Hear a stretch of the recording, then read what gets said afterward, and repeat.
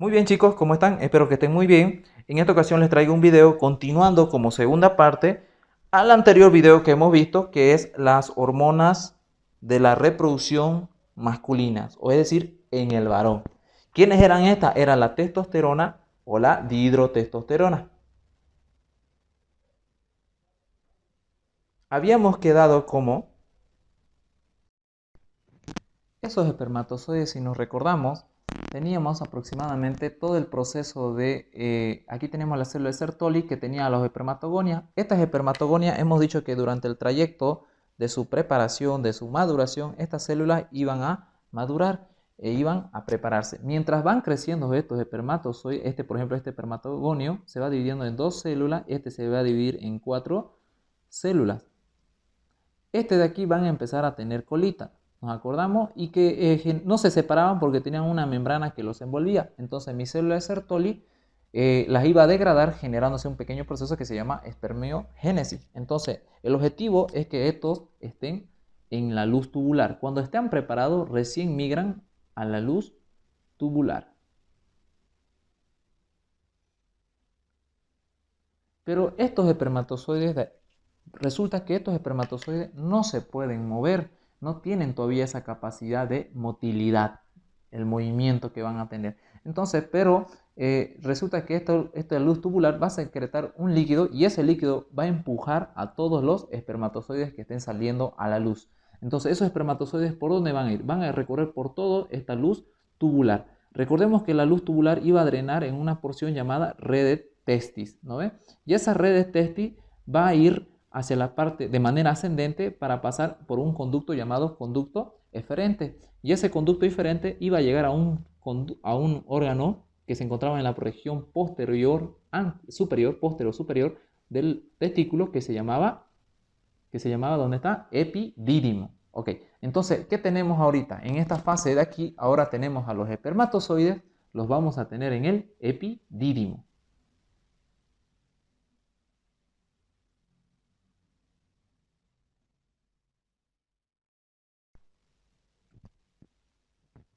Se dice que el epidídimo tiene una medida aproximadamente de 6 centímetros, ¿ok? Y que tenía tres porciones, el epidídimo está compuesto en tres porciones: cabeza, cuerpo y cola. Cabeza, cuerpo y cola. Y entre todos dice que mide aproximadamente 6 centímetros. Se dice que aproximadamente los espermatozoides que iban a migrar desde la red de testis, los túbulos seminíferos, hasta llegar al epidídimo, se dice que aproximadamente los espermatozoides cuando nacen, llegan al epidídimo, ellos no pueden moverse, no tienen la capacidad de motilidad. Dice que en el epidídimo los espermatozoides van a estar aproximadamente entre 18 a 24 horas, en el cual en esas 18 o 24 horas ellos van a tener y van a desarrollar la capacidad de motilidad.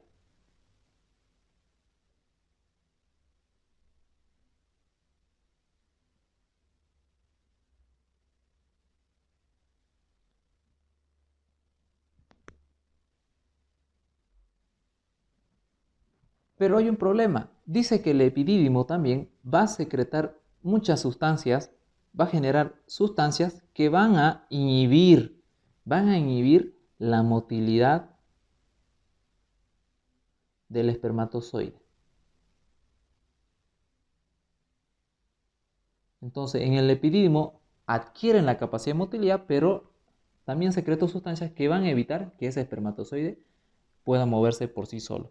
Bueno, ahora qué también va a pasar. Resulta que se dice que en la espermatogénesis diaria aproximadamente, se dice que el testículo va a generar entre 150 a 200 millones de espermatozoides por día.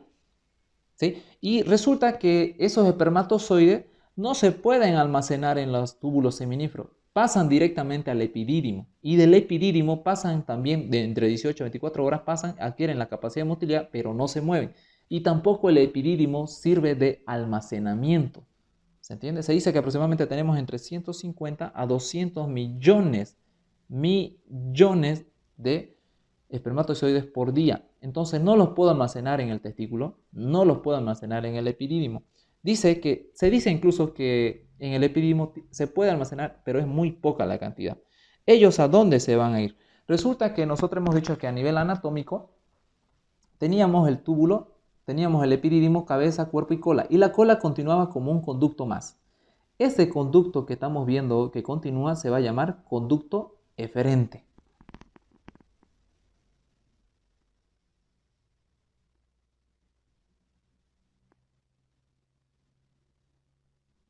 Conducto deferente. Entonces, el epididimo continúa como conducto deferente. Hablaremos ahora sobre el conducto deferente.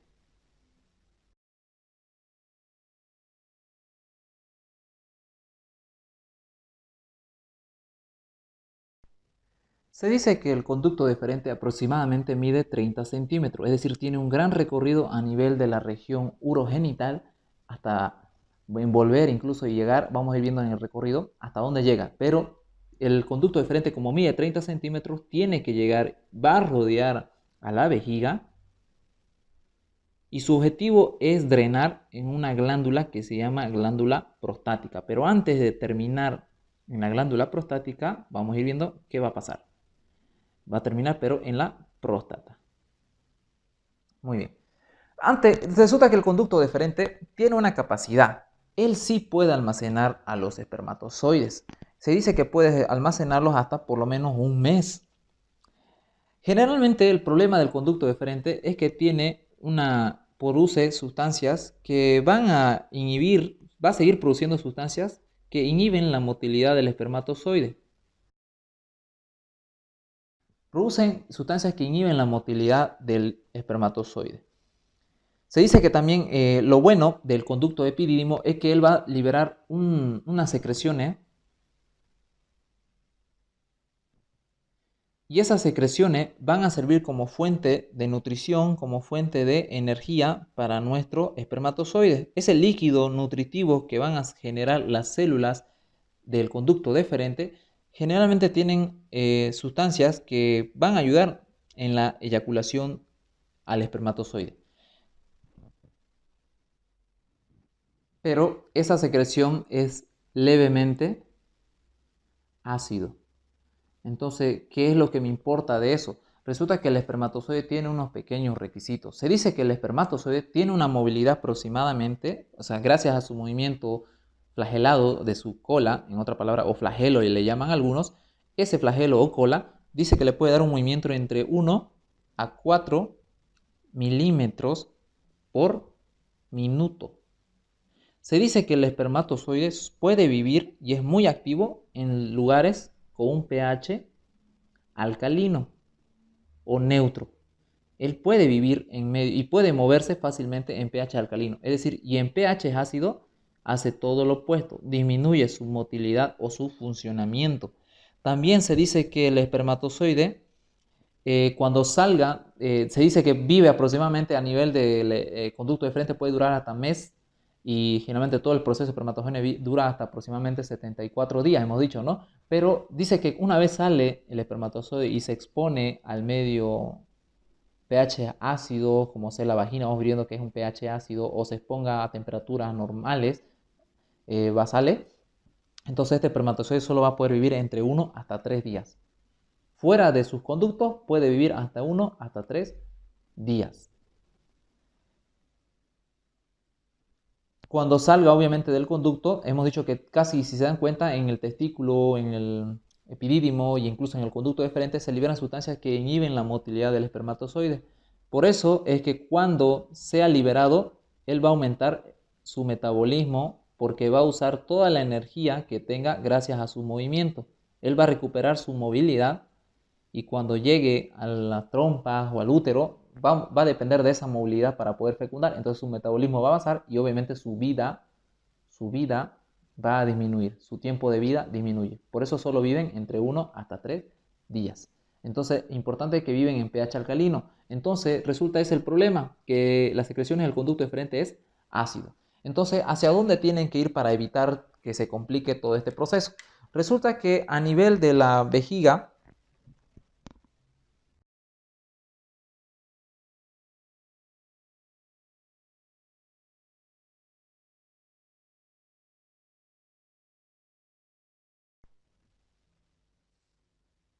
El conducto deferente pasa por la vejiga y cerca de su desembocadura empieza a engrosarse y se va a llamar ampolla del conducto deferente. Cuando se habla de ampolla de conducto deferente, aparece una glándula que se encuentra generalmente detrás de la vejiga, que se llama glándula seminal. ¿Ok? Esta glándula seminal, ¿para qué me va a servir? Va a drenar su contenido en el conducto de la ampolla del conducto deferente. Cuando ambos se junten, se llama conducto eyaculador. Ese conducto eyaculador ya estamos entrando a la región de la próstata, ¿ok? Ya estamos en la región prostática. En esa región prostática vamos a ir a desembocar, este conducto eyaculador va a venir a desembocar a nivel de la uretra. Recordemos que la vejiga termina en un orificio y inicia, se llama uretra, orificio interno, que ya empieza la uretra. Y la uretra, si nos recordamos, tiene tres porciones la uretra: prostática, vulvar y esponjoso. Entonces, la uretra prostática empieza en el orificio de la vejiga, nivel del trígono, y continúa su recorrido. Justo ahí es cuando en la uretra prostática va a ir a desembocar el conducto eyaculador a nivel de la uretra prostática. Pero antes de desembocar, la próstata tiene sus conductillos o conductos prostáticos y van a ir a desembocar justo en mi conducto eyaculador. Entonces, este conducto deferente va a ser intervenido por la glándula seminal y por la glándula prostática. ¿Qué más va a pasar? Este conducto de la uretra prostática, ese orificio interno, este es el orificio interno, que quede claro por favor, el orificio interno, y va a continuar su recorrido, la uretra obviamente, de la uretra prostática pasa a uretra vulvar. En esa uretra vulvar también pasa otro pequeño fenómeno. Va a desembocar en ella otra glándula que se llama glándula bulbo uretral, también conocido como la glándula de Cooper. Como la glándula de Cooper. ¿Y dónde desemboca? Desemboca también en mi uretra, en la parte vulvar. Después de la uretra vulvar se va a encontrar a nivel de los cuerpos esponjoso, o mejor dicho, los cuerpos cavernoso y el cuerpo esponjoso. Ahí viene el nombre de uretra esponjosa. Y inmediatamente va a drenar o va a ir su contenido hacia el orificio externo de la uretra. Ya estaríamos hablando del glande, de los cuerpos, incluso una capita de tipo piel que envuelve al glande, que se llegaría a conocer como prepucio. ¿Ok? Entonces ese es el recorrido que hace el líquido, los espermatozoides. Entonces aparecen unas pequeñas modificaciones que van a aparecer a nivel de todos estos trayectos que vamos a ir conociendo.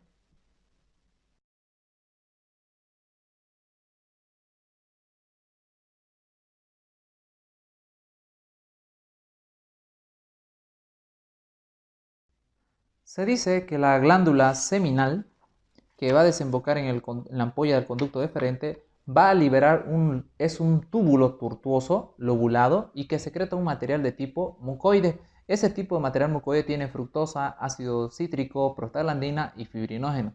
Se dice que la prostaglandina, como este líquido seminal va a ayudar para la formación del semen, que vamos a hablar más adelante, esta prostaglandina sirve generalmente como un tipo de constrictor, o sea, va a ayudar a la motilidad, y dice cuáles son sus funciones que puede generar esta prostaglandina. Cuando este semen llegue a las cavidades uterinas o vaginales, se dice que la prostaglandina estimula a la contracción del útero y de la trompa falopio de manera invertida para que el espermatozoide pueda ascender y encontrarse con el óvulo. Y también le va a ayudar, obviamente, para ayudarle a la motilidad del espermatozoide en ese medio adverso.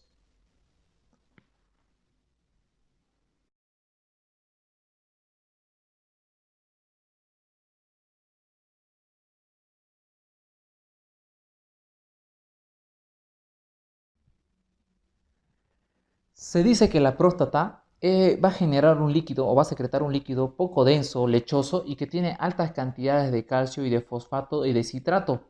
¿Qué va a pasar con esto? Se dice que esa sustancia que va a liberar la glándula prostática es de carácter alcalino. Y claro, obviamente la glándula seminal y la glándula prostática, su función es aumentar el volumen del semen, que ya también vamos a hablar más adelante.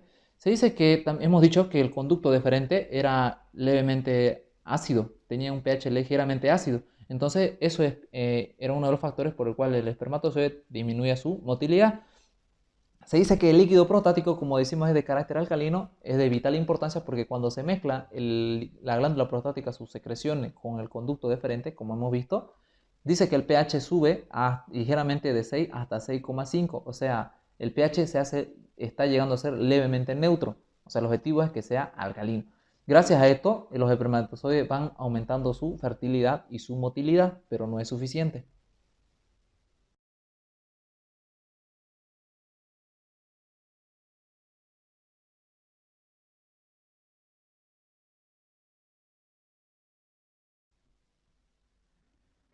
Bueno, se dice que el semen es un líquido, sabemos que es el líquido en el cual van a ir corriendo los espermatozoides. Recuerden que el semen está compuesto por espermatozoides y por varios tipos de secreciones. Se dice que las secreciones están compuestas generalmente el 10% por las secreciones del conducto deferente. Se dice que el 60% del semen está compuesto por la glándula seminal, por sus secreciones, y 30% por la glándula prostática y la bulbo uretral.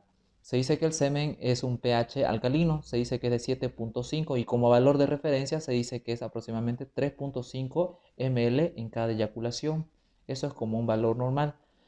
También se dice que cada ml consta de aproximadamente de 120 millones de espermatozoides.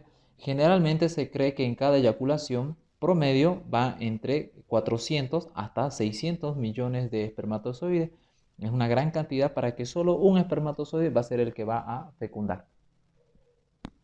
Incluso hay un valor de referencia que se cree que cuando una persona tiene una menor cantidad de espermatozoides, es decir, en cada eyaculación expulsa 20 millones, por ejemplo, se dice que la persona se catalogaría como un modo de infertilidad.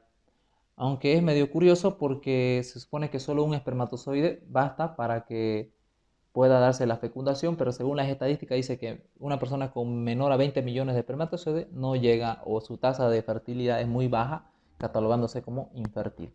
Entonces, esos son los valores que se puede obtener. Se dice también que el espermatozoide, si nos recordamos la composición de la glándula seminal, tenía prostaglandinas, fibrinógeno. Se dice que cuando el semen sale de lo que son los conductos en la eyaculación, por ejemplo, se dice que el semen va y se queda en la cavidad vaginal, obviamente, y gracias a sus pequeños factores coagulantes como el fibrinógeno, se dice que el semen genera un pequeño coágulo, un débil coágulo a nivel de la vagina, en la cavidad vaginal. Entonces se dice que se queda aproximadamente hasta incluso entre 15 a 30 minutos se queda adherido ahí. ¿Para qué? Para que los espermatozoides puedan hacer el proceso. ¿A qué se refiere? El semen se queda por lo menos entre 15 a 30 minutos coagulado. Esos espermatozoides no pueden moverse porque es una superficie bien, se puede decir sólida, entonces, o muy denso, entonces dificulta a los espermatozoides para que se muevan.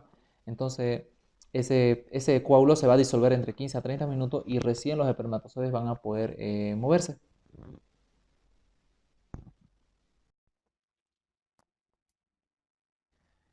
Bueno, ahora resulta que el espermatozoide se queda dentro de todo el proceso del...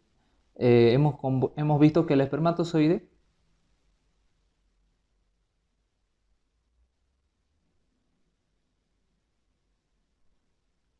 se encuentra en un líquido que se llama semen y que tiene altas cantidades. Ok, entonces ya prácticamente ya tenemos todo formado en el varón.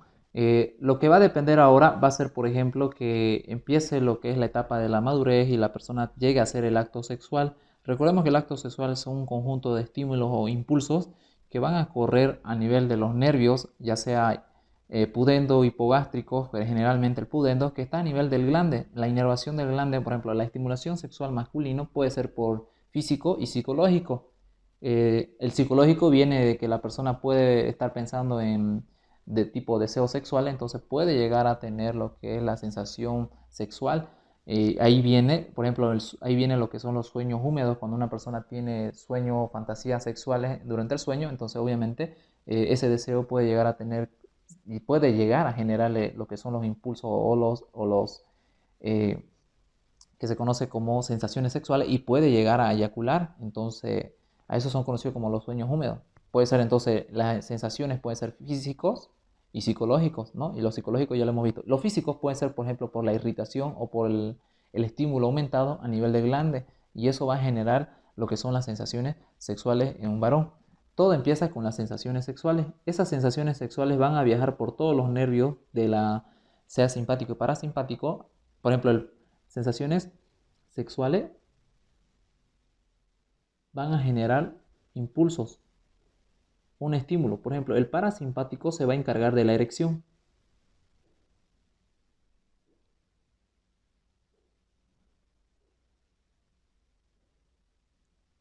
Esto tiene que ver generalmente con un elemento llamado óxido nítrico. Es una parte especial del parasimpático que genera óxido nítrico, y eso hace que los cuerpos cavernosos se vasodilaten los vasos y pueda mantenerse a nivel de esas trabéculas de tipo senos cavernosos, se llene de líquido y se cierre o se dé una semioclusión venosa. Entonces el cuerpo cavernoso se empieza a engrosar, eso generando como resultado aumento del volumen a nivel del cuerpo cavernoso, y se da como reflejo la erección. Esas sensaciones sexuales, si siguen aumentando, esto se va a dar, va a tener una respuesta ya a nivel del simpático, y del simpático voy a tener una parte que se llama emisión. Esa emisión significa cuando las señales va aumentando, entonces ya empiezan las contractibilidades de todos los órganos, como ser contracción de la próstata, contracción de la glándula seminal, contracción de los conductos deferentes. Entonces esas contracciones que van de manera espontánea y que van de manera rítmica y mutua, es decir, todos casi juntos a la vez, entonces va a hacer que empiece a moverse el líquido seminal y se dé como objetivo la eyaculación. Y la eyaculación es el proceso en el cual el líquido seminal o los espermatozoides salen a través del orificio uretral externo. En la emisión y la eyaculación es conocido como un proceso llamado orgasmo masculino.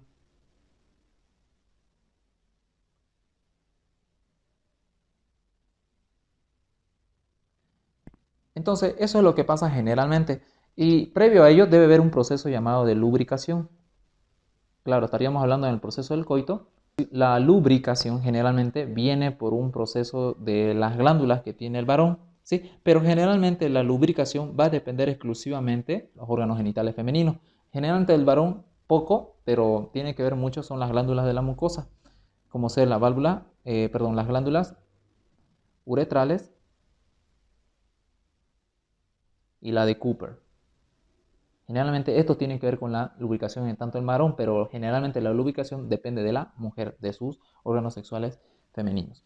Entonces, eso es importante, y lo cual se va a dar generalmente el coito, y se va a dar la expulsión, la eyaculación y dándose el orgasmo como resultado. Y eso ya puede dar lo que se puede llamar más adelante como fecundación. Si es que la mujer está en su día fértil y se encuentra con el ovocito, el espermatozoide, se va a dar la fecundación.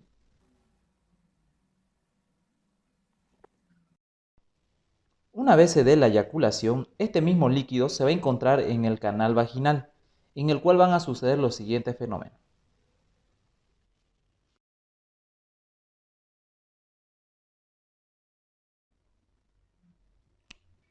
Este espermatozoide se va a encontrar en las cavidades uterinas, o mejor dicho, este espermatozoide se va a encontrar en el canal vaginal.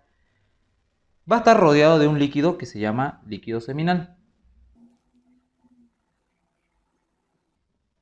En este líquido seminal se va a encontrar todo lo que hemos hablado anteriormente, lo que eran los nutrientes, todos los líquidos con glucosa, fructosa, que el pH alcalino, todo eso, para que el espermatozoide pueda navegar adecuadamente en ese líquido. Pero resulta que ahora llegó a las cavidades o al canal vaginal. ¿Cuál es la primera novedad en este canal vaginal? La novedad de este canal vaginal es que es un pH ácido. Se encuentra un pH ácido. El pH ácido por los lactobacilos, o anteriormente conocido como bacilos de Doderley. Estos espermatozoides se va a encontrar un pH ácido, que es un medio adverso para la motilidad de los espermatozoides.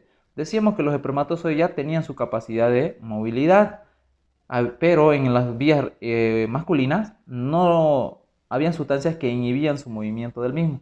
Una vez llega al pH Una vez llega al canal vaginal, se encuentra como primer medio adverso es el pH ácido. Gracias a que el líquido seminal es netamente alcalino, esto va a poder amortiguar el efecto del pH ácido. ¿Ok? Ahora, el objetivo del espermatozoide es encontrarse con el siguiente.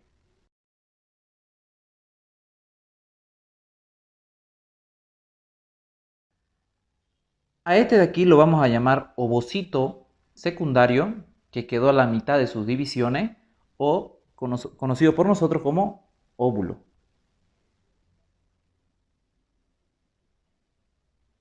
Este ovocito va a estar rodeado por una película o glucoproteico complejo que se va a llamar zona pelúcida. Y va a estar rodeado por varias células, que son las células granulosas del folículo que se encontraba antes de la ovulación. Recordemos que en la ovulación los folículos empiezan a crecer de tamaño y hasta formar capas compuestas por células de la granulosa. Cuando se da la ovulación, este folículo se rompe y las células de la granulosa generalmente se quedan en el ovario para formar el cuerpo lúteo. Pero algunas de estas células de la granulosa acompañan al ovocito, formando una capa celular que la vamos a llamar como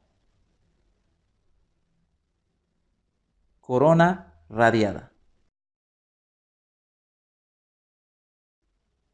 Entonces tenemos tres capas para que el espermatozoide debe de encontrarse con este óvulo que está rodeado por dos capas, la zona pelúcida y la corona radial. Entonces el espermatozoide tiene que llegar al ovocito y encontrarse, o mejor dicho, penetrar estas dos capas para que se dé la fecundación. Pero hay un problema, este espermatozoide no, tras que sale de las vías masculinas, no está listo para poder unirse al ovocito. Necesita un proceso llamado capacitación. Entonces, ¿qué va a ser la capacitancia? Bueno, nos damos cuenta que el espermatozoide, tras que sale del conducto eyaculador del varón o las vías masculinas, llega directamente al canal vaginal, un entorno totalmente adverso para el espermatozoide. Para empezar, es un pH ácido. Entonces, ¿qué nos quiere decir eso? Que el espermatozoide, tras que sale del varón, este espermatozoide no tiene la capacidad de poder ingresar o unirse al ovocito, por lo tanto no puede fecundar. Entonces va a existir un periodo llamado capacitancia. ¿Y qué es ese periodo llamado capacitancia? Van a ser todas las modificaciones que va a sufrir el espermatozoide por las secreciones del aparato femenino. Es decir, van a existir cambios en el espermatozoide para que éste se encuentre habilitado o preparado para poder ingresar y fecundar con el ovocito. Eso es capacitación. Son todos los fenómenos que van a ocurrir en el aparato reproductor femenino, en el cual el espermatozoide va a sufrir varios procesos para poder prepararse, capacitarse, para poder unirse al ovocito y poder formar un nuevo ser llamado cigoto, en resumen, un embrión. Entonces, eso es capacitancia. Es preparar al espermatozoide para fecundar. Esta capacitancia va a estar compuesto por varias fases. Se dice que ocurre promedio entre 1 a 10 horas. Tiene de duración. Dice que la capacitación va a estar compuesto por tres pequeños pasos. Primero, dice que el útero o las trompas de falopio van a inhibir el útero, dice, o las trompas van a inhibir, para empezar, todos los factores que disminuían la actividad del espermatozoide. ¿A qué se refiere con eso? ¿Se acuerdan que cuando los espermatozoides se estaban formando dentro del conducto masculino, este espermatozoide siempre que adquiría una capacidad, por ejemplo, la motilidad, todo eso, en el mismo conducto masculino se libraban líquidos, secreciones que contenían enzimas o actividades que contenían enzimas que inhibían que el espermatozoide se desarrolle. Es decir, había un entorno ácido incluso en las mismas vías masculinas que disminuía la fertilidad y la motilidad del espermatozoide. Entonces, una vez se encuentra en el conducto vaginal, en el útero y las trompas, dice que van a inhibir esas actividades que disminuían la fertilidad y la motilidad del espermatozoide. Por lo tanto, le va a ayudar a que el espermatozoide aumente su fertilidad y su motilidad. Número 2. Gracias a las secreciones femeninas, tanto en el útero, en las trompas o incluso el mismo canal vaginal, dice que van a inhibir o van a empezar a degradar las membranas o debilitar las membranas del espermatozoide. Entonces, al disminuir o degradar o debilitar las membranas, recordemos que nosotros tenemos una porción llamada cabeza del espermatozoide y aquí teníamos una pequeña especialidad en la región superior de la cabeza del espermatozoide que nosotros le llamamos acrosoma. Este acrosoma estaba compuesto principalmente por dos sustancias, que lo íbamos a llamar hialuronidasa y enzimas proteolíticas.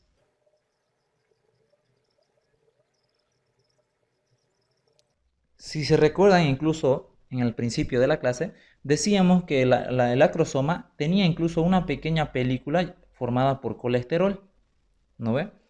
Que servía como un pequeño aporte o de protección al acrosoma. Entonces, ¿qué se refiere con la debilidad de las membranas? Esa capita de colesterol va a ser destruida, o sea, se va a soltar y ya no va a tener la capita de colesterol, y el acrosoma o las membranas del espermatozoide van a estar muy débiles, que en cualquier momento se pueden romper. Y eso va a servir para más adelante, que se va a llamar reacción acrosómica, que ya lo vamos a ver más adelante. Y como último, dice que como tercera fase de la capacitación, dice que aumenta la permeabilidad al calcio. Dice que va a aumentar la permeabilidad al calcio. ¿Esto de qué me va a servir? Como la permeabilidad del calcio va a aumentar en el espermatozoide, este calcio que ingresa al espermatozoide le va a dar una potencia o le va a aumentar la capacidad de motilidad al espermatozoide, de poder moverse con mayor fuerza. Y dice que ese calcio va a ayudar a que se rompa o debilite totalmente la membrana del acrosoma. Por lo tanto, va a ayudar después de todo este proceso, tanto la debilidad como la permeabilidad del calcio. Recordemos que la permeabilidad del calcio va a ayudar a la motilidad, pero también con la debilidad de las membranas, todo esto va a dar un proceso llamado reacción acrosómica. ¿A qué se refiere la reacción acrosómica? Resulta que el espermatozoide con la cabecita, la cabeza, el objetivo para que se dé la fecundación es que logre ingresar y se una al ovocito, pero hay dos capas que lo impiden. Entonces la reacción acrosómica dice que se va a romper el acrosoma se rompe el acrosoma liberando la hialuronidasa y las enzimas proteolíticas. Dice que la hialuronidasa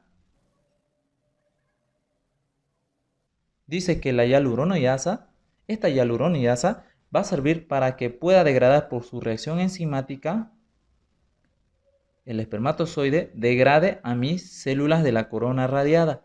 Y así la corona radiada no será un objeto o un obstáculo para el espermatozoide. Dice que las enzimas proteolíticas se va a liberar del acrosoma para que pueda degradar este complejo proteico llamado zona pelúcida. Y así la zona pelúcida tampoco ya será un obstáculo más. Y así se dice que el espermatozoide va a poder ingresar la cabecita sin el acrosoma porque ya lo perdió. Y así la cabecita del espermatozoide sin la zona pelúcida o sin la corona radiada, así va a poder ingresar el espermatozoide inmediatamente sobre la zona pelúcida y dando contacto la cabeza con el ovocito. Y en ese momento es donde la cola y el cuerpo se separan, quedándose solo la cabeza. La cabeza se fusiona con el ovocito y se mezclan sus 23 cromosomas, tanto del varón como el de la mujer. Ya dependiendo, como la mujer solo tiene el cromosoma X, y el varón puede tener cromosoma X o cromosoma Y, dará un embrión. El resultado de la fusión de la cabeza del espermatozoide con el ovocito va a darme un cigoto o el próximo embrión. Se va a ir desarrollando, se va formando una célula y esta célula se va a dividir en 2, en 3, en 4 y ahí se va dividiendo por mitosis hasta formar mórula y así se va separando en las capas internas y externas del embrión, que más adelante será el embrión propiamente dicho y la placenta. Eso es el resumen de una fecundación, ¿sí? Y ahí es cuando el espermatozoide se une el cromosoma del espermatozoide, ya sea X o Y, perdón. Y ahí es cuando se une el cromosoma X o el cromosoma Y del espermatozoide con el cromosoma X de la mujer. Ya sea, si es X va a darme una mujer, si es Y del espermatozoide más el X de la mujer me va a dar un varoncito.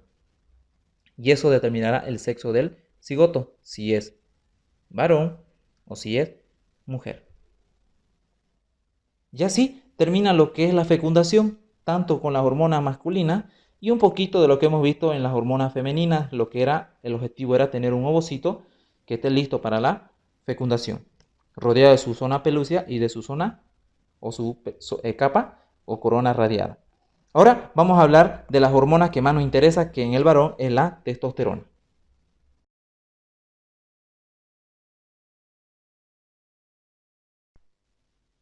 Para terminar este video, vamos a hablar sobre todo ya las funciones de la testosterona, que es la hormona masculina de preferencia, por excelencia.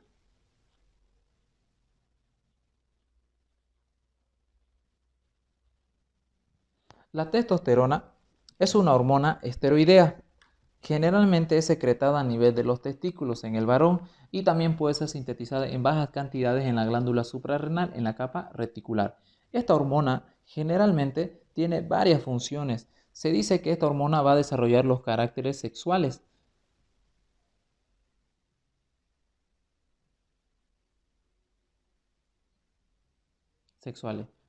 Primarios. Dice que hemos dicho al principio del video que la testosterona se sintetiza en el embrión, en el recién nacido y en el adulto preferentemente, y no así en la niñez.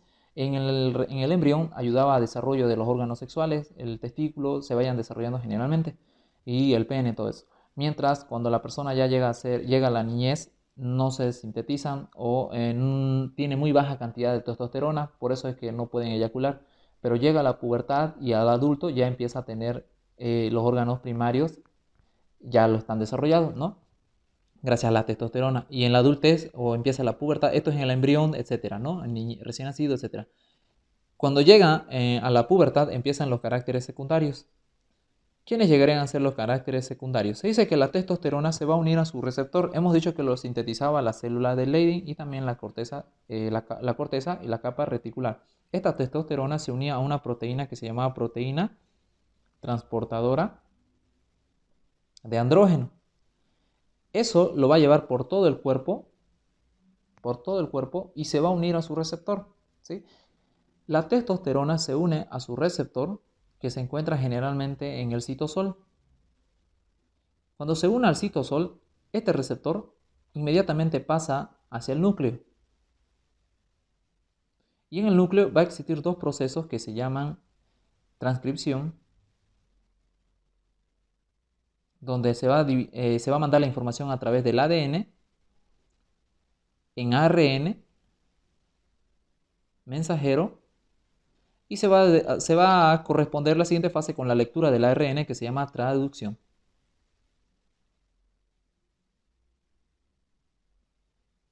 ¿Y qué voy a tener como resultado? Síntesis de proteína.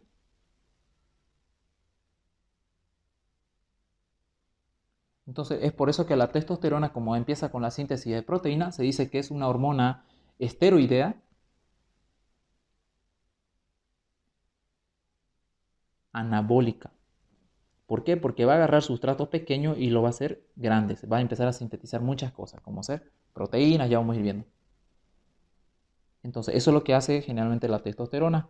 Obviamente su receptor, el receptor que vamos a hablar de la testosterona, vamos a ver que va a haber algo especial a nivel tejido periférico que se encuentra con una enzima, que ya vamos a ver ahorita. ¿Cuáles son los caracteres secundarios que empieza a desarrollarme mi hormona testosterona?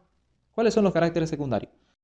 Se dice que la testosterona cuando se une a sus receptores, este va a aumentar la proliferación celular de los folículos pilosos, dando así el crecimiento o el desarrollo de los vellos, como ser por ejemplo el vello facial, barba, bigote, en la región axilar, en la región púbica, en la región del pecho, periumbilical, etc. Y en algunas ocasiones hasta en el dorso de la espalda. Se dice también que la deficiencia de testosterona puede ver con un proceso llamado calvicie, pero generalmente no es así.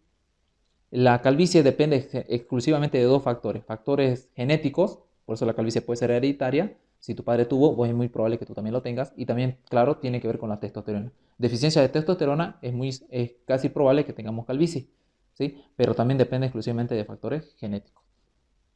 Se dice que también existen los caracteres secundarios a nivel de la voz. Se dice que hay una pequeña como dice síntesis proteico, se dice que hay un aumento de proliferación o algún proceso de hipertrofia a nivel de la mucosa de la laringe. Por lo tanto, a nivel de la laringe va a empezar a ver la voz unos cambios y en lo que en los varones se caracteriza por un tono grave. Se dice que también va a haber los caracteres secundarios, va a estimular a lo que es el engrosamiento de la piel. Aumenta el grosor de la piel. También se dice que estimulan las glándulas sebáceas.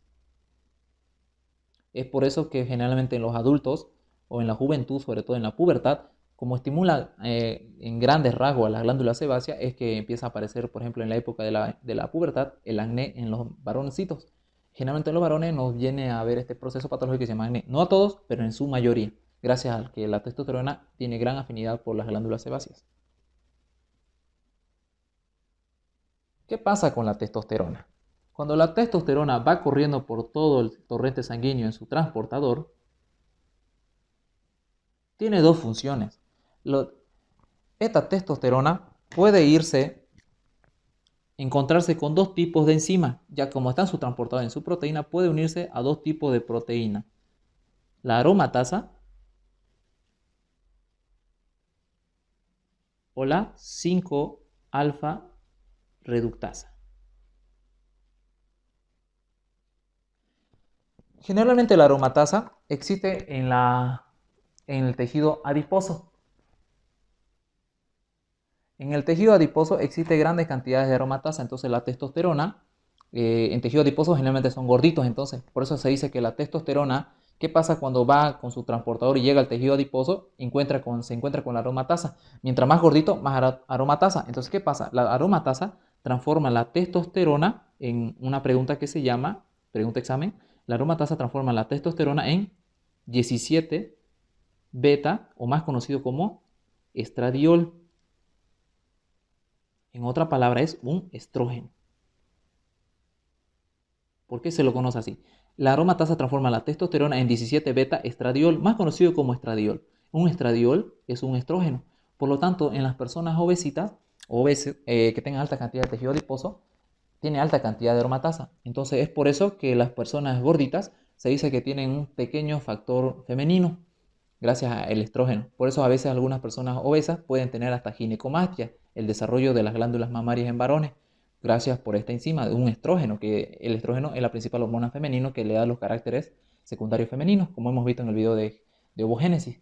Entonces, la ginecomastia acompaña a los gorditos. También, como es estrógeno, hormona femenino, es que hace que los varones gorditos tienden a ser un poco más comprensibles con las mujeres. Por eso es que las gorditos, ahí una vez te vas caminando por la calle y te ves a un gordito y te preguntas por qué este gordito tiene una pelada buenona, digamos, o sea, bien hermosa la pelada y están dando con un gordito, ¿no? Bueno, si no la testosterona, si no va la aromatasa, se encuentra con la 5-alfa reductasa. ¿En qué consiste esta 5-alfa reductasa? ¿Dónde se encuentra? Se encuentra gracias a su receptor de testosterona. ¿Qué pasa con la 5-alfa reductasa? Esta 5-alfa reductasa me va a transformar a la testosterona en una hormona mucho más potente inclusive que la testosterona, que se llama dihidrotestosterona, DHT.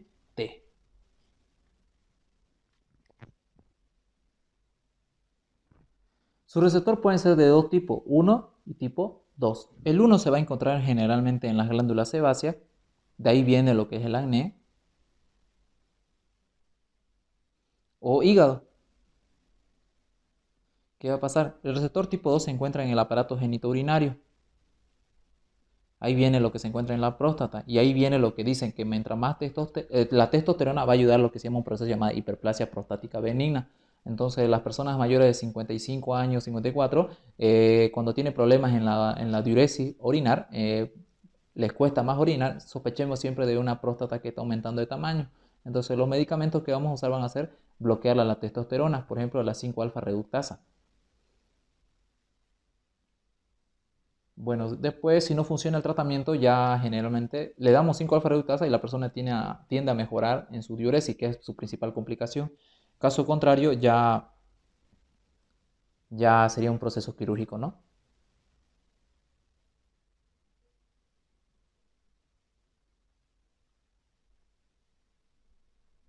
Bueno, la dihidrotestosterona tiene grandes efectos a nivel corporal, es la hormona más activa del varón.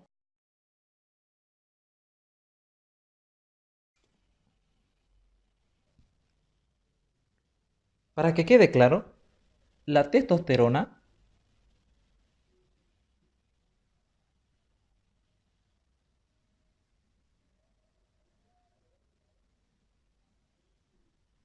se va a encontrar unida a una proteína que la llamamos proteína fijadora de andrógeno.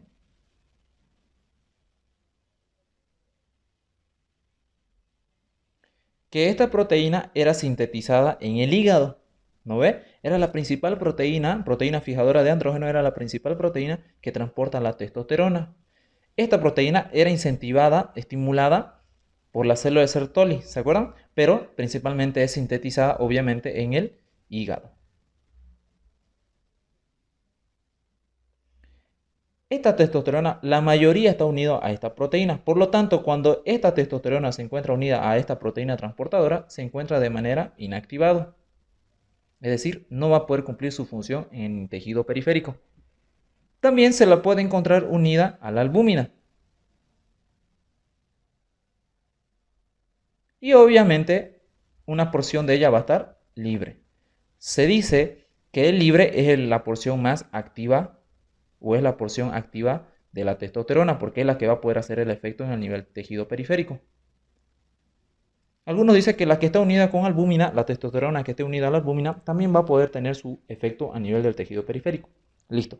La testosterona, cuando llegue al tejido, se va a encontrar con una enzima que hemos conocido como la 5-alfa reductasa. Esta 5-alfa reductasa transforma a la testosterona en dihidrotestosterona. Esta dihidrotestosterona se dice que hemos dicho que la testosterona se formaba en la célula de Leydig, ¿no ve? Que era estimulada por la LH. Se dice que la dihidrotestosterona a veces puede ser creada igual por las mismas células del testículo y esas dihidrotestosterona pueden ser un 20%, ¿sí? En el testículo. Se dice, pero generalmente el 80% de la formación de la dihidrotestosterona está formado en el tejido periférico, gracias a esta enzima llamada 5-alfa reductasa.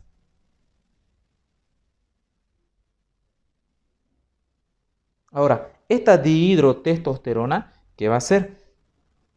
Recordemos que la testosterona tiene que llegar a su célula, ¿no ve? Y su receptor de la testosterona se encuentra en el citosol.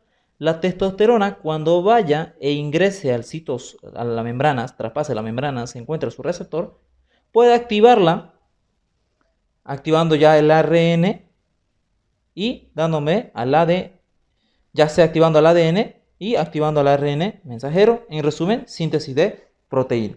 Pero si la testosterona ingresa y no puede unirse a su receptor, se encuentra con una enzima llamada 5-alfa reductasa, que la va a transformar la testosterona en dihidrotestosterona y este se va a unir a su receptor, ya sea la testosterona se une inmediatamente al receptor o se encuentra con la 5-alfa reductasa que la transforma en dihidrotestosterona y así la dihidro se une al receptor.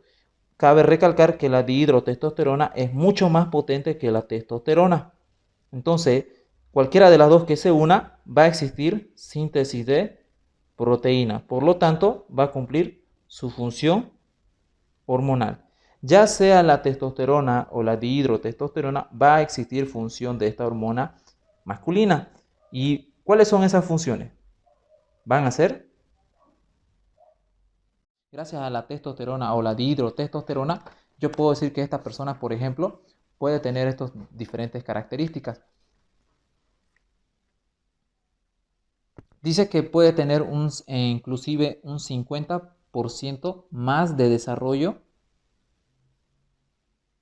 de masa muscular. Por eso los varones generalmente somos más fuerzudos, en otra palabra tenemos mucha más fuerza y mucha más masa muscular gracias a esta dihidrotestosterona y a la testosterona. Se dice que la persona, gracias a la testosterona o la dihidrotestosterona, aumenta la captación de matriz y la síntesis de matriz extracelular ósea. Entonces, mientras la testosterona, mientras exista, dice que el hueso se va a ir desarrollando con mayor facilidad, entonces también empieza a alargarse, empieza a mejorar en lo largo o la longitud del hueso. Por eso que las personas, en realidad los hombres, somos generalmente digo, somos más altos que las mujeres. Ayuda a la altura. También dice que aumenta el metabolismo basal. Se dice que aumenta el metabolismo basal en un 15%, justo como la GH o la T3, T4, etc. Dice que aumenta los glóbulos rojos entre un 15 a un 20%. También dice que puede tener un pequeño efecto unirse a los receptores mineralocorticoides de la aldosterona, entonces puede reabsorber sodio, agua y obviamente repercutir en la presión arterial. ¿Sí? Entonces, eso es lo que pasa como repercusión de la testosterona y la dihidrotestosterona. Si se dan cuenta, es conocido por eso a la hormona a la testosterona como hormona de la juventud, porque te sentís vivo con esta hormona. Es por eso que los hombres, mientras más ejercicio hacen, liberan más testosterona, y es por eso que se sienten vivos, se sienten con más ganas de querer hacer, correr, etc. ¿Por qué? Porque fíjense que ayuda al metabolismo, aumenta la masa muscular, se siente más alto, aumenta el metabolismo basal, se sienten más oxigenados, etc. Bueno, cuando la testosterona ya hace todas sus funciones, también tiene que eliminarse. ¿Cómo se elimina? Se tiene que llegar al hígado. El hígado es la principal fuente de eliminación de la testosterona. ¿Por qué? Porque me la va a transformar en dos partes. O me la transforma la testosterona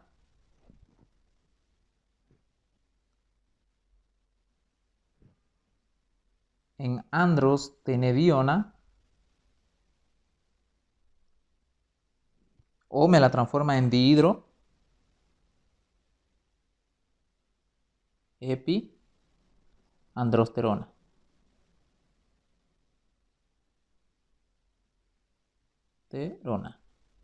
Los puede unir a un sulfato y con esto me forma, por ejemplo, ya metabolitos. Estas sustancias van a ser eliminadas por orina o por heces. Espero que les haya gustado este video.